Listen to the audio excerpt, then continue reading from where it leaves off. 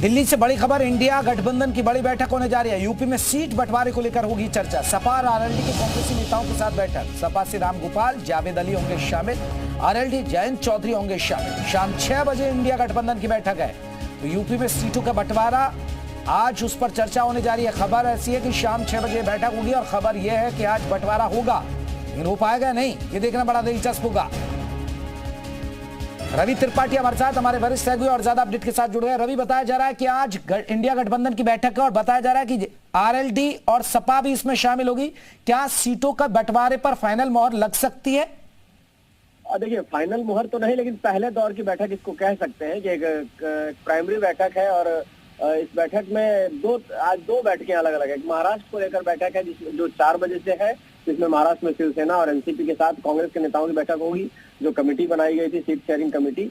और साथ साथ 6 बजे से यूपी के नेताओं के साथ बैठक होगी, जिसमें सपा और आरएलडी उनके अलायंस में है, तो उनके साथ बैठक होगी 6 बजे से। और माना जा रहा है कि लगभग 60 सीटों पर सपा अपनी दावेदारी कर रही है और लगभग 10 के 12 के आसपास कांग्रेस होगी और 8 के आसपास में आरएलडी की दावेदारी है।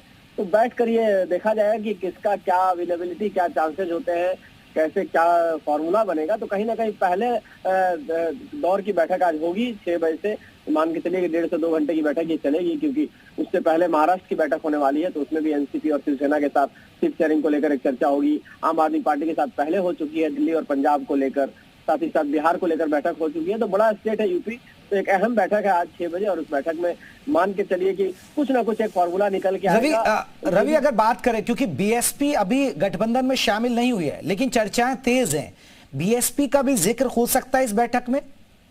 बिल्कुल, देखिए, कोशिश जारी है। बीएसपी के नेताओं को इस गठबंधन में लाने की कोशिश जारी है, क्योंकि पिछली बार बीएसपी और सपा मिलकर चुनाव लड़े थे, तो कहीं ना कहीं 2014 से बेहतर परफॉर्मेंस कर पाए थे। तो ऐसी स्थिति में वोट बैंक देखिए, जो दलित वोट है उसको टारगेट करने के लिए अगर मायावती साथ आती है अलायंस में, तो ये अलायंस और मजबूत होगा।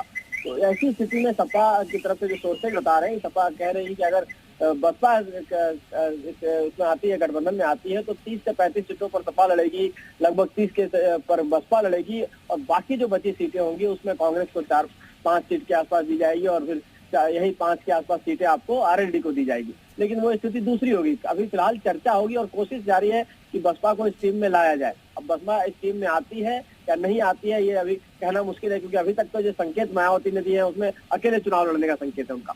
चलिए, बहुत बहुत शुक्रिया रवि त्रिपाठी, हमारे सहयोगी। आपको बता दें, हमें अपडेट दे रहे थे। आज शाम को बैठक होगी, लेकिन पहले फेज की बैठक है। अभी हो सकता है कि सीटों पर मोहर ना लगे, लेकिन चर्चा होगी। पहले फेज पर चर्चा होगी कि आखिरकार सीट कितनी दी जाए, कौन कितनी डिमांड रखता है, ये देखना बड़ा दिलचस्प होगा।